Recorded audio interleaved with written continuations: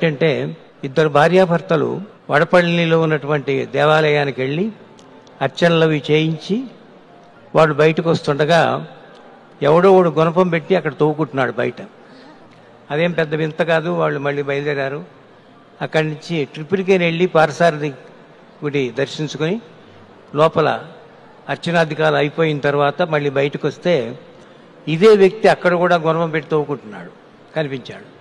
వీళ్ళు ఇంకా పట్టించుకోలేదు. మైలాపూర్ వెళ్ళి కపాలీశ్వరుడు కోయిల దగ్గర అక్కడ మళ్ళీ దేవుణ్ణి చూసి మళ్ళీ బయటకు వస్తుండగా ఇదే వ్యక్తి అక్కడ కూడా కనిపించాడు తవ్వుకుంటూ. వీళ్ళు కొంచెం ఇంక్విజిటివ్గా ఉండి ఏమిటైనా ఇంత అక్కడ చూశాను, ఆ గుడి దగ్గర చూశాను, ఈ గుడి దగ్గర చూశాను, ఈ గుడి దగ్గర కూడా తవ్వుకుంటున్నావు ఏమిటని అడిగాడు భార్యాభర్తల్లో భర్త.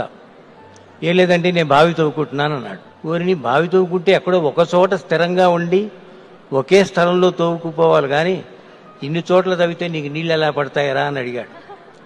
అడిగితే అప్పుడు ఆ తవ్వేవాడు అన్నాడు, అదేనండి నేను మిమ్మల్ని అడుగుదాం అనుకుంటున్నాను. ఏదో ఒక గుడికి వెళ్ళి ఎక్కడో ఒక దేవుడిని నమ్ముకుంటే మీకు ఎంతో పుణ్యం వస్తుంది కదా, మీరు ఇలా ఎన్ని గుళ్ళ కడుతున్నారు మీకే పుణ్యం వస్తుంది అని చెప్పిన మాట నాకు గుర్తుంది.